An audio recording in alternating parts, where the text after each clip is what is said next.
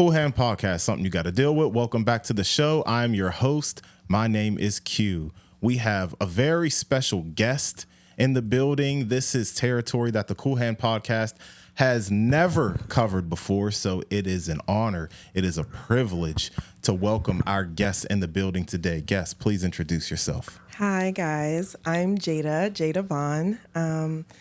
I'm so excited to be on the podcast today. It's the first time for me, so I'm excited. Thank you for being here. Now, some people may wonder, Jada's in the Qool Hand Podcast studio. If I know you and I trust you, you can come to the Qool Hand Podcast studio because it's also where I lay my head.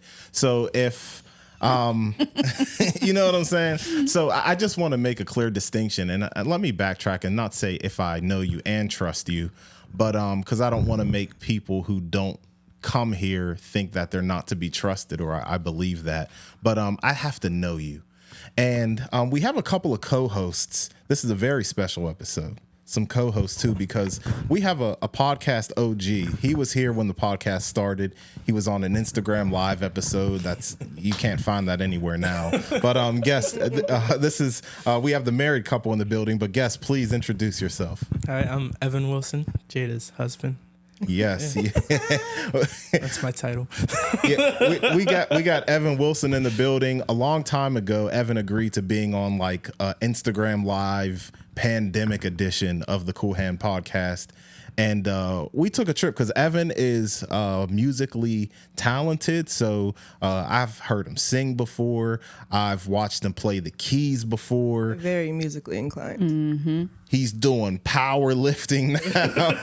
he be doing everything. So Evan, welcome back to the show. Happy to be here. And we have one more co-host, the one that you can't see. So co-host, invisible co-host, please introduce yourself. No. It's me. It's me. Who are you? Kayla Eloise is in the building. Eloise. Come on now, put some respect on yourself. So we have a full house today, and I'm happy to have this full house. So let's just get into it. And we're gonna have a good time. We're gonna learn about Jada, and we're just gonna have some good discussions. So, Jada, you are here for something called voice acting. Mm-hmm. And I want to talk about this because it's territory we've never covered. But I want to get to know you because I don't know you that well.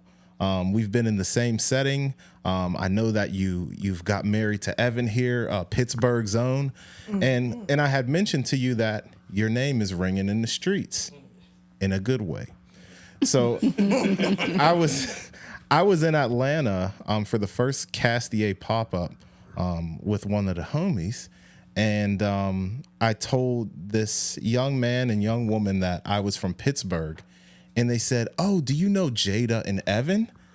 I'm like, "Oh, yeah, I know Evan. Jada, I just know that they're dating or getting married or something like that." And they're like, "Oh yeah, we're friends with Jada." And I'm in Atlanta, by the way, y'all. So babies are everywhere. Yeah, she's mothering in all different ways. So your name is ringing in the streets. So where are your origins? Because these folks weren't from Pittsburgh. Yeah, so I am originally from Maryland. Oddly enough, I was born in Kentucky, but I don't even count it because I can't remember it. Grew up in like Bowie, Maryland. If you know, you know, PG County. And me and Evan, when we were dating, there was a cost analysis breakdown of like, okay, where will we live? Because I didn't really care, to be honest. I didn't want to live in one place my entire life, so I wanted to switch it up and see what was out there. And then I saw what the rent was and I said, we'll be out there. So now I'm in Pittsburgh and it's really showing me a good time, more than I thought it would. Honestly, it surprised me.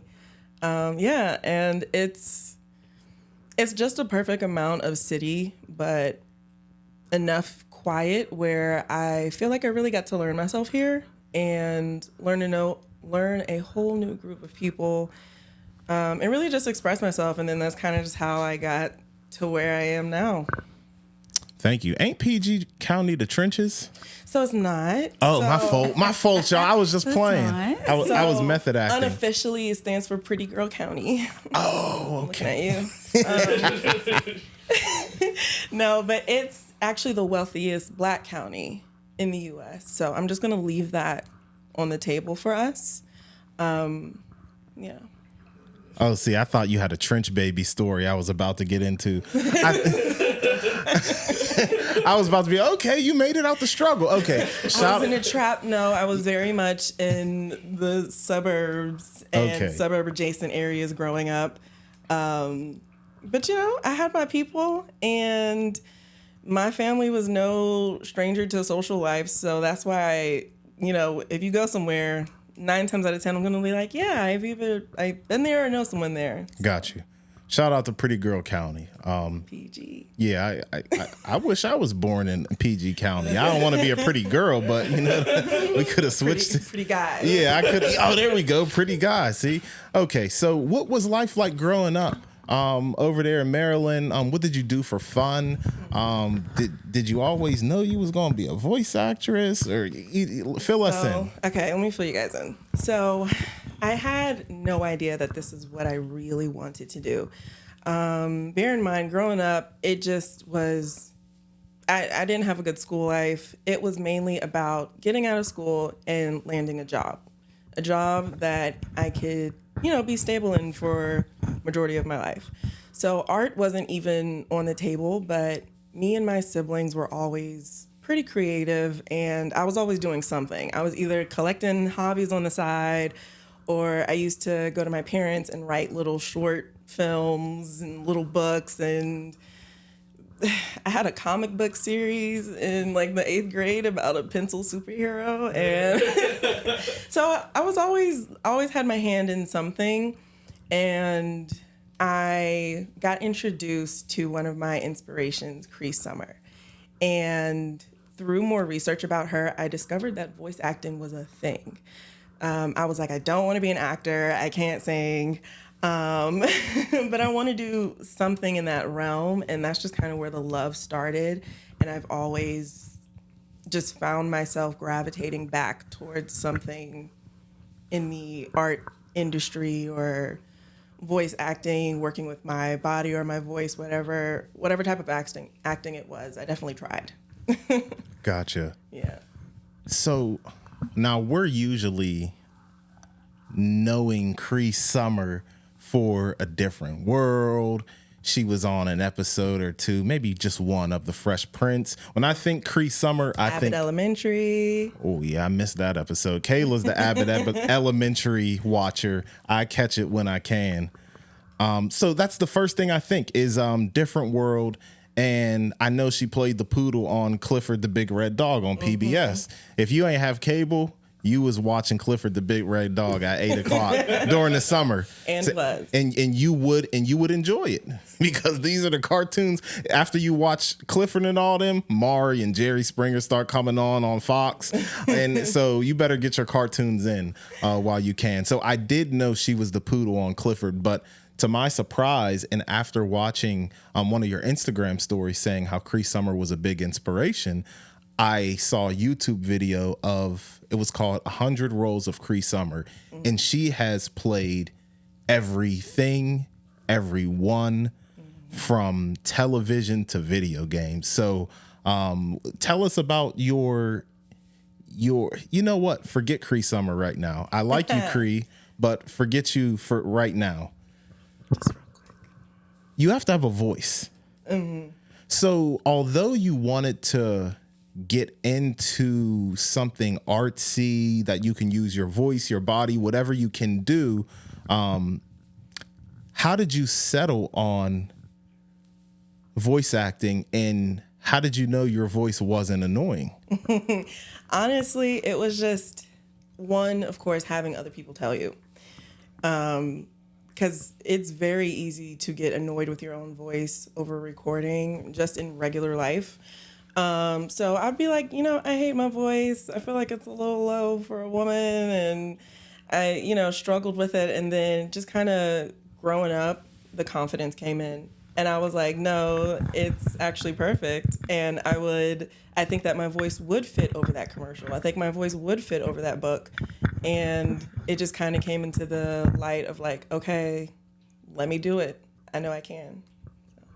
Got you. Did you come to this realization while married? Yes. Evan? I mean, I feel like I've always told her she has had a nice voice. And like it's always been like a thing with people that we meet or like even strangers or out or like talking on the phone. They'd be like, oh, you got a good voice. Like, do you do voice acting or anything like that? Like it was a common occurrence. So I don't know. It was in the last year we just like started to get serious about it and like actually exploring the possibility of this being something. But I always knew that it was like this could be a good possibility because she does have a great voice. Thank you. A lesson we learn here is in being supportive to your mate. You see how this Black love works. So shout out to you for being an encouraging husband, because sometimes all we need is a little bit of encouragement to get us to where we need to be or want to be. Mm-hmm. My man. Yeah. So okay, so this is something that's new. So that's interesting to me as well because I just didn't know that or I wouldn't have guessed. So please continue on with your journey. So what year was this that you came to this realization that I can do this? So it was actually late last year that I started exploring into, like, I work a corporate job, 9 to 5, and you know how that can be. Anyone out there, if you know, having a corporate job and being a creative or wanting to be a creative is rough. So I really just kind of got back to my childhood, and I was like, what made her happy? You know, what was she looking into? And I found my way back into voice acting, and I realized, like, oh, this is a completely possible realm for me. Like, I'm not asking to be the president. I'm not asking to be in tons of action movies. I'm asking to be what I feel like I can already do. And it kind of just clicked for me. I researched a lot of ways to get into it, and I wanted to make sure my way was the most serious way. The way that I knew, like, this is not another hobby I'm collecting. This is not like how I threw crochet down and just have a giant box of yarn in the corner. This will be, I just kept telling myself, this will be my full-time job. This is what people will know me for. And I'm just trying to be on the journey to make sure it happens. Beautiful. Cree Summer, we love and appreciate you. I want to bring you back into the conversation. So you did mention that Cree Summer was an inspiration for you. Can you continue on with your maybe an anecdote or how you, how she inspired you? Yeah, so we are on two completely different spectrums of voice acting. She does a lot of animation. She's on the higher tone of female voices. But I think her off-screen attitude towards it and bloopers and side whole things, you see how much she loves it and her passion there for it, and her being a Black woman at that time and being able to be in a YouTube role that says 100+ roles, it's phenomenal. So she was really just kind of a voice actor who made sure that she was also seen for herself, and she doesn't really set them aside, but she just makes sure you see both. And I think that was just a really big inspiration of, like, I can still be me. I can still be somewhat in the forefront. I don't have to hide myself, because honestly, with voice acting, you have to be more of yourself than you ever have been. Behind that mic, you have to sound as realistic and authentic as you possibly can, because you're the only one who can play you.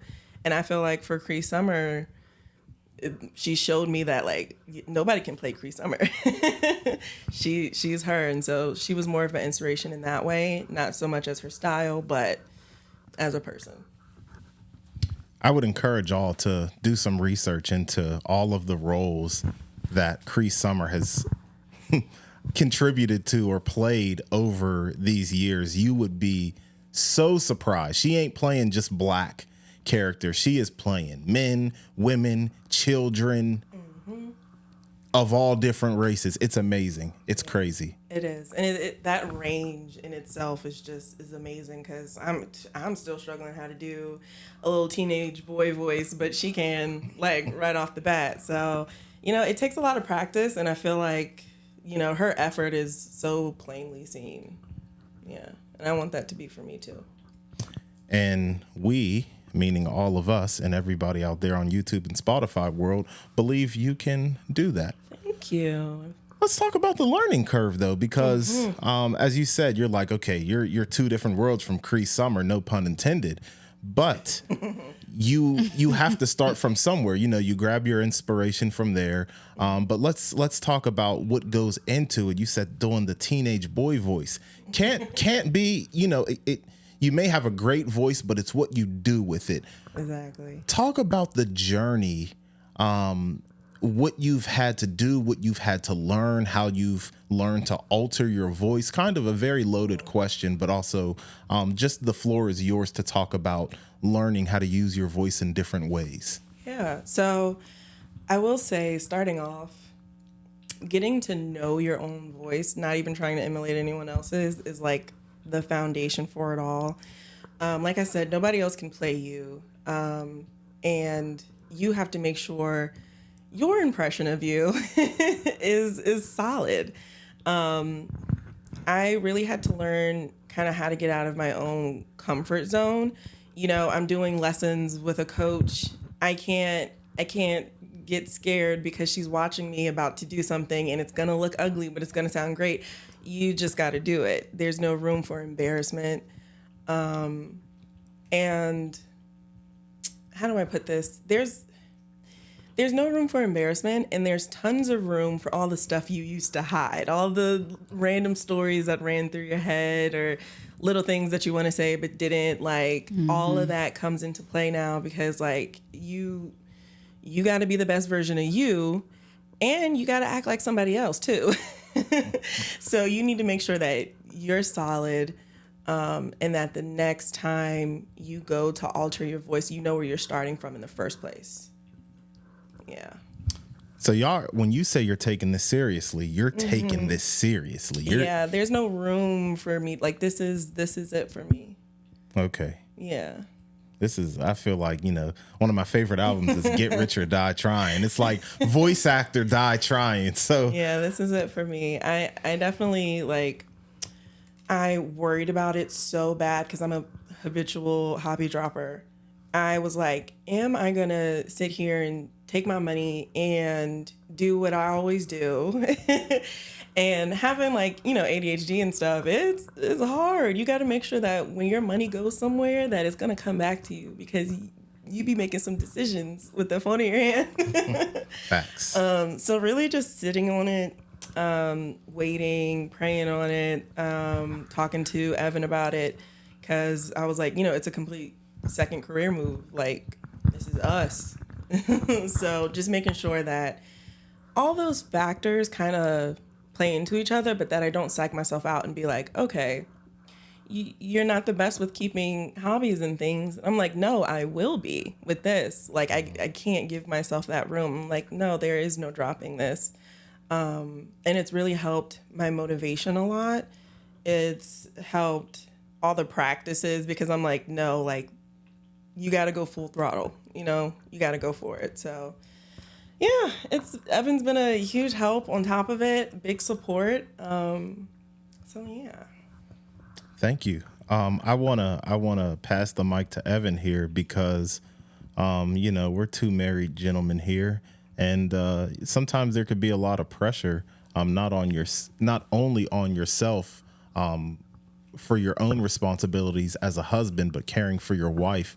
What's going through your mind, and what contributed toward your encouragement, trying to give a confidence boost to your wife to pursue this? Even from the very beginning of it, I saw how serious she was about it. Like she says, she does have a lot of hobbies and things that she's interested in, but that's just because she's a creative person. So things like catch her eye and she might dabble in it. But this was the first time when we, like, since we've been married, that I really seen her like dive head first into something. So when it came time to like invest into this and like really decide if this was what she was going to do, she would ask me, and I was like, just go for it, because it was a completely different vibe by how she was acting. So it wasn't really a doubt in my mind. It was just, how can we do this and like do it justice? So finding ways, you know, I've completely like altered how I, even like small things like coming into the house. I don't know if she's going to be recording. So every time I come to the house now, I'm like putting the key in real quiet and open the door. On-air sign. So it's it was never a doubt in my mind that she could do this, but I've just made it my role to just support. I feel like creatives in general, we second guess ourselves a lot, and like, is this good? Like, am I for real about this? Or you know, imposter syndrome is a real thing. So anytime that she's like, I don't know if this is what I should be doing, I just like, it's my job to be like, oh, I've never seen you go for something like this. So this obviously isn't a passing whim or just something that you're dabbling in. Like, you're making this your own, and I'm not going to let you give up on that. These young men like to look to Fresh and Fit, Andrew Tate. Get you a real lover. Yeah. Mm-hmm. And they look at these guys as like the prototypical real man or alpha man. No. This is a real man. Mm-hmm. So No, that's facts. So thank you for sharing that. Mm-hmm. Thank you for sharing that. Now, you mentioned ADHD. Because this can be something that can interfere with your creativity, with your productivity. Now, I hate to Amanda Seals you, but is this a diagnosed, a clinically diagnosed? Yes. Okay, this isn't an Amanda Seals diagnosis. Okay. I didn't just search on WebMD. Yeah. I did a little bit more. And I like Amanda Seals now, but you got to call a spade a spade. This is a clinically diagnosed, what do you call it? Do you call it a disease? Do you call it? It's like a mental disorder. Mental disorder, yeah. You know, I'm ignorant on the Qool Hand Podcast. You got 3 days to live. So when is your vaccine coming? Yeah.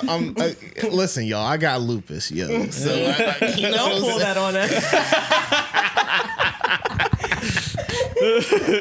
Now he wins. So, as we mentioned before, this can be something that can interfere with just about everything. My understanding of things that may affect you, affect your focus and things like that, or even your memory. Mm-hmm. So how is that a challenge, and how do you kind of get over it? And although this may not have to, I don't know if it has affected your path in voice acting, but it has, yeah. Okay. So give us, if you can, a spill on how having ADHD affects your productivity, your hobbies, so on and so forth. Well, first things first, it makes it hard to settle on something in the first place. And then you kind of come into a space where I don't want to say you're unmotivated, but you're stuck. You have all the motivation in the world, but you could just be like, okay, like I know I need to film for this TikTok, and that means I need to get my makeup done. And if I need to put my makeup on, then that means I need to get up right now and wash my face. And like you may have 6 hours to do this, but being stuck in a loop to do that, next thing you know, you look at the clock and you're 3 hours down, and you're like, ooh, I passed the 5 o'clock mark. Like, let's start over. So it procrastination is definitely a big thing. But I do find that planning, my calendar, it is my best friend. I share it with Evan because even sometimes I'll be like, oh yeah, I think I have a meeting tomorrow, and he's like, yeah, tomorrow's today, honey. Like I saw it on there, and I'm like, okay, because I forgot what day it is. So just strategic planning, even my own personal side folder or I'll write down ideas ahead of time so that when I'm less creative or kind of stuck, I already have some in the back burner that I was waiting to record anyway. I just need to get up and do it. So the idea part's done. So just making sure that I'm always writing down stuff that I'm thinking of because so far so good. I mean, I thought of doing voice acting and it's working out. So why not write everything else down? Okay. Now, because I work in the medicine world a little bit, do you manage your symptoms with medication or like a... Yeah. Okay. So I do have another mental disorder as well that it doesn't really affect my creativity as much as ADHD, but it does make it hard to do about anything. And I am medicated for it, but it did take a long time to find the right one. And I think that's also kind of what helped me push myself into this because being on the right one will do you wonders. Your brain's on one track like everyone else is now, and your world changes. And when your world changes, you're not the same person anymore. I was not the same person who really needed that administrative job, who really needed to just get a job that was stability. Now I'm a person who has the ability to reach out past that. And so it kind of opened up a few more doors for me to even remember that I have this in me. Now that, I don't know about y'all, but that was powerful. Is that a mic drop moment? Yeah, it was. It was, yeah, that was a stare into your camera moment. Thank you. Yeah, that was good. Shout out to all my medicated people. I know, you can see my stuff. You look, all my stuff is mental stuff, except that one. That's for the lupus. See, I wasn't lying. That tall one is for the lupus. Yeah, that's for the lupus. The other two is some St. John's wort, some ashwagandha. Then we got Lord, the St. John's wort, man. Then we got my psycho meds behind that. You can't see it. That's the duloxetine. I'm a nut. You know what I'm saying? So, we I all... got the Abilify. You got the Abilify or duloxetine? Duloxetine. Zoloft, Alexa, Yeah. what else you want? Man, I'm feeling left out. We got a whole pharmacy. No, please fill. No, yeah. He's like, please get your crazy pills. Dog, that prescription for duloxetine was $75. I was tight. I went to CVS expecting to pay like $10. So man, you gotta get the wish they generic would raise versions of price. everything. that's generic. Oh man, It's generic. It don't matter. They'll hike the price up. That's because my insurance is garbage. But all right, in a segue, thank you for sharing that as Yeah, well. of course. I think that was powerful, and I just want to make clear, she has ADHD. You don't, or at least not yet, because sometimes people do the Amanda Seales thing where they see, oh, you have trouble with this, so do I. I think I got ADHD. No, you don't. Wait, but you also might. You might, because some people need help, and I'll be like, I think me and you are the same, and they'll be like, no, we're not. I can manage this on my own. I'm not going to self-diagnose. Some people do need to self-diagnose, and I need you to do it now. if you feel something, go to your doctor. Yes, see a doctor. Seek a professional. Yeah. See a doctor. Don't give yourself autism. Don't give yourself ADHD. Don't give yourself what else? What else do people like to give themselves? Bipolar disorder. Oh my gosh! Stop giving you're not qualified. I just want to make that clear. You're not qualified. So sorry, I got a little personal because it be getting on my nerves when people self-diagnose. No, yeah, I'm very much qualified. Yeah, She's qualified. Check the records. Yeah. Do your homework. Long. The scroll. Check the my chart. So, okay. So thank you for sharing that. Now, you mentioned going to the classes, and that made me think like, wow, you are really, really, really, really taking this seriously. What have you learned doing some of these like voice inflections, like you learned how to give all of yourself, how to but like technique wise, have you been able to, I guess, stretch your voice to places you didn't know you can take it? I think it's more so of a figuring out what's already in your bank, because 9 times out of 10, that voice you think, like I said, a little teenage boy, that voice you think doesn't sound like someone named Jimmy from a cartoon. Once you put it in front of the cartoon and you get your face out of it, yeah, it kind of does. So just kind of knowing your worth is on top of that too. I will say, I think the technique, it's less of the technique and more of what you feel in that moment. Like an actual on-screen actor, it's the same prep. You go into the mirror and emulate what this person would say in this situation. I mean, I used to do that all the time. I know a lot of other women do too, where we make a lot of delusional situations in our head. You're acting. Take it out of your head and actually do it. You're acting. And it's sometimes with the act comes the voice. Sometimes it's not the voice first. Well, most of the times. You just have to kind of become that character. And then you feel like, okay, I think this character would have a raspy voice, or I think they would be kind of quiet and talk pretty fast. Like, you got to do all the character work first and then see, like, no one's going to come, I'm not going to say no one. You're not going to get a job that's going to say, I need you to do a high squeaky voice specifically. They're going to say, I want you to voice this character, and you show up with it.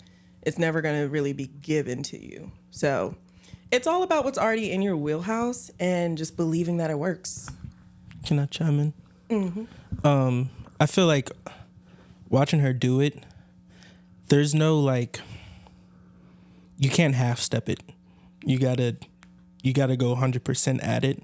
They're never gonna tell you something. I mean, like, they could tell you that it's too much, but if you're in your head about it, then it's not gonna come out right. Like, you gotta go for it, really. Like, you can't be like, oh, this is too much. Because if it is too much, they'll tell you to go down. But if you don't do that, it's never going to be enough.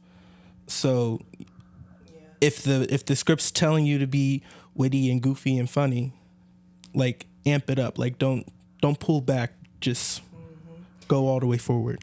And I think too, one thing that my coach always says is everyone wants to read the script how they think a voice actor should read a script. When it's reality, like, no, you have to read the script how Sarah from accounting would read the script from the script. Like, you can't think about anything else but really that person that you're supposed to be, because the more you feel like that person, the more you're really going to sound like it, the more believable it is. You know, if you put your best foot forward in anything, you're going to get it. But with this, like, you really, really have to be like engulfed in it, because no one can see all the movements you're making behind the camera. So you got to make it sound real. Very good. I was thinking about something when you said that. This was a very, very, very long time ago. One of my friends, he was making like animations and trying to make like an animated movie. It's a scraps project. We were like 17 at the time. And he wanted my brother and myself to do like voices for this. And I'm like in my late teens, 16, 17, something like that. And I do this voice. I do my lines. When you hear it back, I sound weird as heck. I sound flat. I sound monotone. So it just made me think, and I was just doing it. But there was I think when you talk about like all the like becoming the character and going kind of over the top, like not stopping yourself. Not that I wish I can redo that moment, but it makes me think if I did those things, if I put myself in the character's shoes instead of just reading the lines enthusiastically, maybe I wouldn't sound like a weirdo once. I wish y'all could hear this. It sounded bad. I mean, I feel like you never know what your voice sounds like recorded like that until it's time. But that's also a big thing too, is always like recording yourself, because you never know like how me saying a certain word sounds in my head. Like, for the longest time, I swear I couldn't say nutritionist. It was like nutritious. And then I would listen to it and I'm like, oh, I am saying it right. But just for some reason in my head, it just kind of distorted it. And same thing goes for inflection and emotion and everything. It's sometimes in your head, it gets a little rattled around. Oh, did you have something to say, Kayla? Yeah, I was going to say that makes me wonder. You talk a little bit about feeling, at first you had a little bit of maybe feeling a little inadequate in terms of, the kind of voice that you have. I think that there are a lot of people who may have at some point just growing up being a woman. I feel like people think our voice is supposed to sound a certain kind of way. Yeah. And I think that a lot of women have actually been told, like, oh, you kind of have a deeper voice for a woman. What was that experience like what was it like being able to accept your voice? Because you say you have to know what's in your wheelhouse first. You have to be comfortable with your voice first in order to be able to take on these roles. What was that experience like for you? It wasn't easy because, you hear something for a long enough time, you believe it. I was like, okay, yeah, my voice, it's so low. But the reality is that no matter what someone else says your voice is, there's somebody that wants to hear it. Mm-hmm. And I think that knowing that confidence, actually, you know what? Let me amend. Let me also say that I wasn't fully over that when I started. Okay. I was not. It did take some, outside sources to remind me, like, yeah, like I do like your voice, like my coach, having Evan, like, no, this sounds great, family, whatever the case was. And then also getting that first job is so validating. You're like, oh, you don't even know me and you paid to have this piece of my voice on your website, on your commercial, whatever it is. And that just, it was like such a reminder, like, okay, like this is not in your head at all. Like you are that girl. Yes. So that definitely was a confidence booster, but just reminding myself that, yeah, no matter what my voice is, there's somebody that wants to hear it. I love that. Yeah. Thank you. Wow. Talk that talk. You are that chick. All right. That's what I say in the mirror. Yep. Love it. So this is awesome. This is awesome. You talked about the first job, which is beautiful because I was eventually going to ask, have you been booked yet? And I'm glad that you answered that question for me. So what was that process like in like even getting exposure? Like how do you put yourself out there to get a job? It was so nerve-wracking. So I did not shortchange myself on research.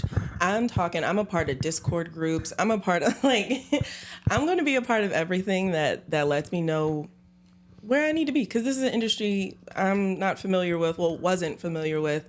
So I needed those people. I was listening to podcasts on top of podcasts, just trying to get tips. And I settled on a few online platforms to start out. My big hope is to get representation soon. And I feel like I forgot your question while I was talking. It was kind of open-ended. So sorry. it was first of all trying to like, how do you put yourself out there to get a job to begin with? Okay, putting yourself out there. Yes. Also, social media is a huge help on top of those online platforms. I feel like the hardest thing when researching is that most voice actors are very private. Cree is definitely a marvel because she's really got her, she's got her life out there. Most voice actors because I didn't even know it was a job for a while because they aren't out there. But just trying different avenues that not everyone has, even just trying things that everyone has done, it may just work out differently for you. So right now it's just kind of, there was no strategy. It was just like, I'm going to put out feelers and see where it catches. And then I'm going to stick with it. And so, a lot of rejection and, waiting came along with that. But I feel like it was worth it because from the beginning, I knew who my audience was. And it was never a question like, okay, who will see this? Who, who's the main audience for this. And I've even gotten some jobs from social media, like not even on the online platforms where my voice is really out there. But just from like an Instagram reel, they'll be like, hey, I like your voice from my website. How much do you charge? And you just got to track which ones get you the most messages like that. So who is your audience? Everyone. I really think. Yeah, I like that answer. Yeah, I think I got a little bit of voice acting for everybody. I can be in the animation. I can be in a commercial, TV, broadcast, radio. I got you. If you're watching this and you need me, I am here. Yeah, I will say I really enjoy short form narration. So like poems or short stories. I think that's because I get a lot of more indie projects that way, and I get to see a lot of cool work that isn't out yet, and so it makes me excited knowing that it's in the works and that these are people's passion projects and whatever the case may be. Like, it's just exciting. Yeah. Okay. Now, how many jobs have you had at this point? I can't tell you that. I was going to say, you should have lied. You should have been like, yeah, going on 100. About to up my price. So, and that leads me to another question, because this did fly through my mind. Do you have to sign like NDAs or certain things like that? Like, if it's required, yeah. Like and some things is just courtesy. Like, you never want to talk about something before it's out, and definitely don't want to be copyrighted. Mm-hmm.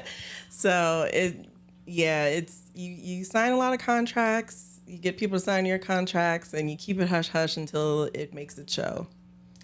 The only thing I heard from that is that you're charging $300 an hour at the starting price. Just email me. I'll send you my rates if you're worried. Yeah. Friends and family rate. I got you. So yeah. You got to give her a bag, folks. We ain't doing no low balling over here. If you want to hit the DM or the email or the whatever, you better come right and you better come with it. Instagram voiced by Jada. Instagram voiced by Jada. So yes, and we're going to have that in the description, and we're going to put it on the screen as well. So you talked about the short form, things like that. And your audience is everyone. Mm-hmm. What's your favorite thing to do? I think poems are my favorite to do, because it's already my natural voice form. Like, it's my base. And I really resonate with poetry. I grew up writing younger, so it's just one of those things where I'm always going to be excited to do that, because there's a different set of emotion that you have to have in such a short span of time. I just think they're fun to work with. Can I test your gangster? All right, let's do it. There's a book right underneath the 5 love languages, and that's my favorite color is yellow. By shameless plug by Kayla Eloise. No, honestly, you saying like the poetry thing. How did that get here? Get in here. Yeah. Now I don't know. I'm just gonna start talking, and I'm gonna burn some time here, and I'm gonna allow you to maybe look through something that you can get an idea for. So Evan's in the building, man. Evan, how's life been, dog? I just been working. Yeah, just taking it day by day. Working with Jada. I'm her editor. A video editor. Okay. So that's helped me get back into stuff like that. I like editing videos. I used to do anime edits back in the... For real? Yeah. On TikTok, I'll do it was like a niche, like core edits, like hope core, or like...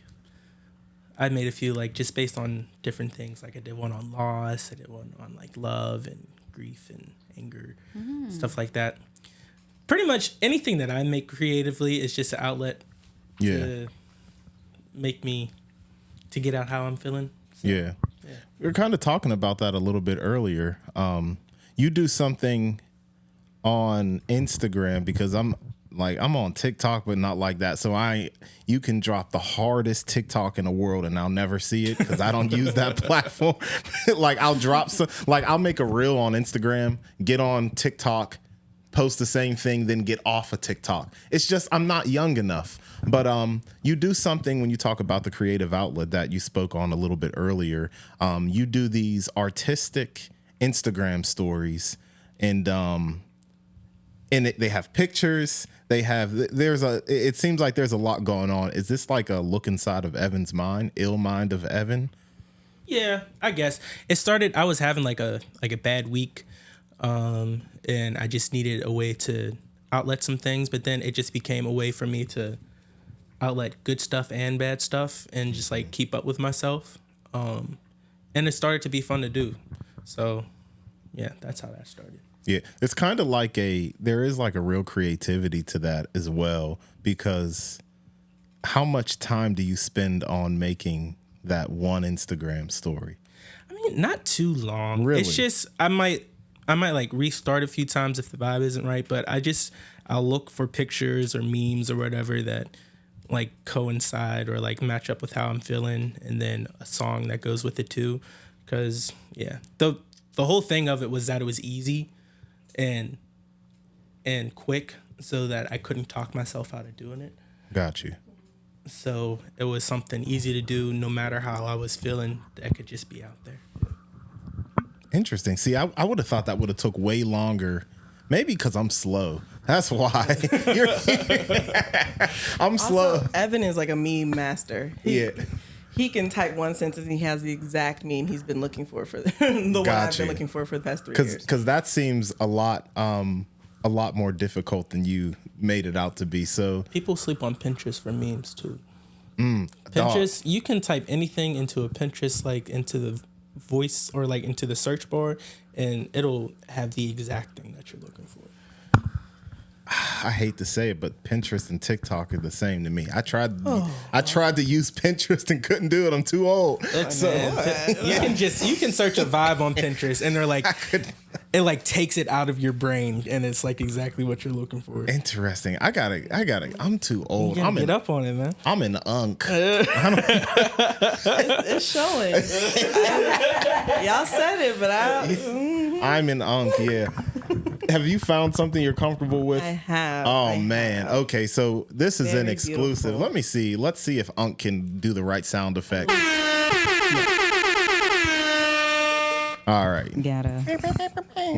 So we have an exclusive. I'm testing your gangster for real because I'm trying you on the spot. So if you were to swing on me, you'd be warranted.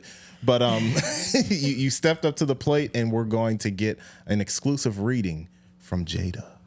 And this is an obvious disclaimer. I haven't had time to practice, so it's going to be good, though. Facts. This is Sometimes by Kayla Eloise. Sometimes I feel like I'm falling apart, like my favorite pieces keep drifting away. I can see them clear in front of me, but tragically, they're just out of reach. Sometimes I feel empty, not in my entirety, but to have lost just enough of myself to notice.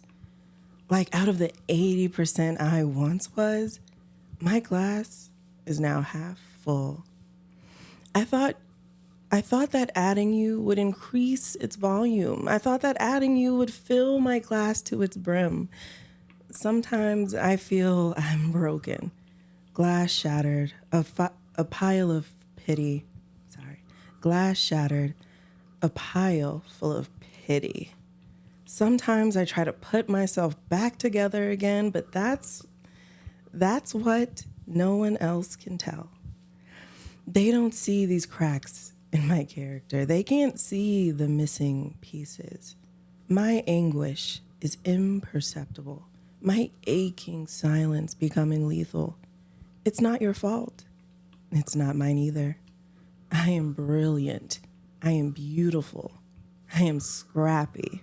I am strong. I am all of these things, and yet I am none of them at all. Sometimes. Beautiful. Very beautiful poem. Very so beautiful. good. Thank you. Thank you so much. Thank you, team. Yeah, that was great, and I was in there. I was in there. I was focused. I was dialed in. I hope so. And that wasn't planned. It happened to be a plug, an incidental plug. But once you said poetry, I'm like, why don't we, so that was right here. That was with like no practice, as she mentioned. So I think the lesson that I get from this is that you are a true professional. You know how to put yourself in there on the spot. Try my best. That's really all it is. Yeah. Feedback from the other judges? No, that was fire. No, seriously, because I find it difficult to read someone else's words, first and foremost. But to be able to do that, to put yourself in this space of, what this poem is trying to convey. Number one, let's go back. You did not have time to practice. You literally just you scanned these words. You got the essence of the message that it was trying to convey, and I feel like you knocked it out of the park. Like, seriously, because and it's not even just because it was my poem. Like, I think about the fact that whenever you, because that was really a performance. It was on the spot and it was a performance, and you didn't have any time to really to go over what it is that you wanted to spice it up with. And I'm not extroverted, so I'm impressed. That was impressive. Thank you. I appreciate it. Yeah, I feel like poetry is one of those things where it can be so many things. The range is so wide, and I think that's why I love it. Yeah. Mm-hmm. Well, as we're kind of settling down, it's kind of hard for me to recover from that immaculate performance. You know what I mean? But as we calm down a little bit here, I want to kind of leave the floor open to you because, as we all know, this is not a field that I'm familiar with. There is only so much research I've done on the subject. Is there anything that you would want anyone to know, especially those who may be intrigued by this field, to know anything that I missed, any caveats of this job or skill? I would say research is going to be one of your most important things. There are so many people out there who claim they can teach you how to use your voice, and not everyone is truthful. Check IMBD. Am I saying that right? Yeah. Check that for any of your sources, honestly. And don't be afraid to be cringy. That's like my biggest fear. But honestly, when you're working with your voice, anything that's connected to your body, you protect it really hard. And you don't want nobody talking about it. You don't want nobody making fun of you. You don't want nobody thinking your performance is bad. You can't be worried about looking cool. Yeah, you can't be worried about looking cool. I promise you'll sound it. You just won't look like it at all. And taking care of your body is also a really big thing. If you're smoking, you got to stop. You got to put that down right now. Work on your cardio, because some people be having run-on sentences in them books. And you got to make sure that when you're editing that book later on, you're not editing out 60 million breaths. I did that on my very first audiobook, and it was... it was bad. Like every couple seconds there was a breath, and I'm just clicking away. The book may be 4 hours, but it took you double that to record it, and it's going to take double to edit. So make sure you research your people, research your equipment, and I don't know, play around. Remind yourself that it's okay to be that child version of you, even as an adult, because in this field, it's gonna do wonders, because the child version of you was not embarrassed, and you don't need to be either. So I would just say that's my biggest advice, is not being embarrassed, and just believe that your voice has a place, because everyone's voice has a place. You can think you have the worst voice in the world. Great. You can be a weird character, but you're a character and you have that role and you have that check. And if it's your passion, don't run from it. If you don't know it's your passion yet, that's also fair. I didn't know either, but once I did, I did. So just being open to trying everything. Take an improv class. Or some form of acting class. I think that's my best advice. Yeah, do your research, take a class, be yourself. Jada in the building. Jada Vaughn in the building. Voiced by Jada on Instagram. Is that right? Yes. Voiced by Jada on Instagram. I will be promoting her every chance I get. We have the Wilson family in the building. Evan and Jada, they make the Wilson family. So Evan, thank you for being on. Thanks, Evan.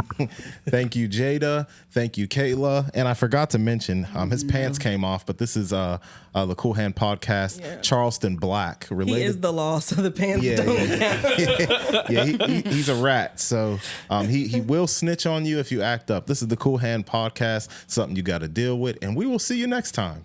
Easy. Bye. All right. That's it. Great job. Nice.